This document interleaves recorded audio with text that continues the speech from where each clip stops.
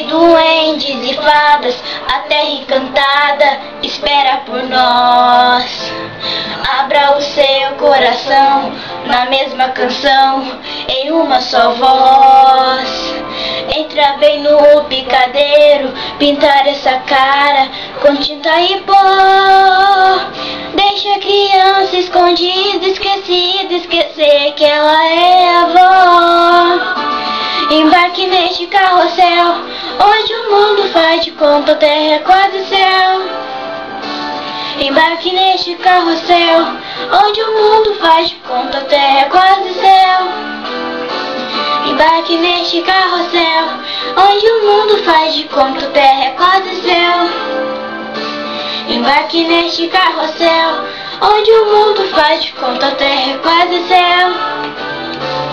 No nosso circo maluco, você é de tudo até super-herói.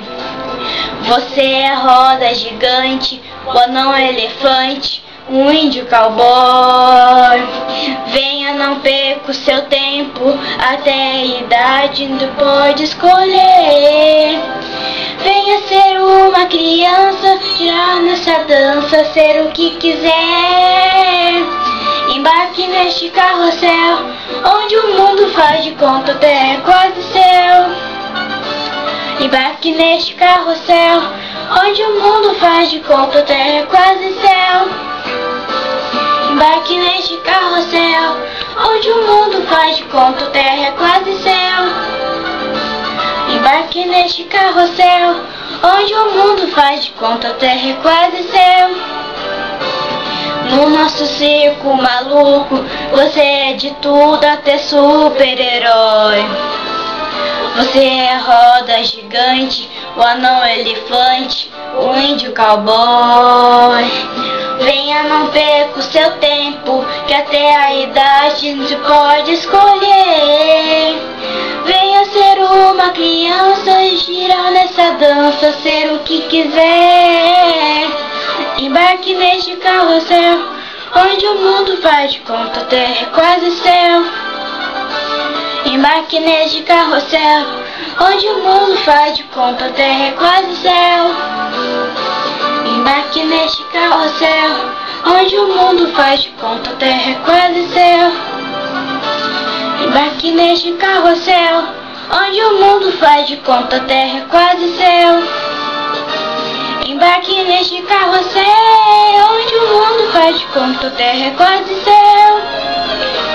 Embarque neste carrossel, onde o mundo faz de conta a terra é quase céu. Embarque neste carrossel, onde o mundo faz de conta a terra é quase céu. Embarque neste carrossel, onde o mundo faz de conta a terra é quase céu. Embarque neste carrossel. Eu mereço ganhar o filhote do Rabito porque eu sou fã da novela Carrossel e do Rabito. Eu acho o Rabito muito lindo e principalmente o filhote. Gosto muito de cachorro.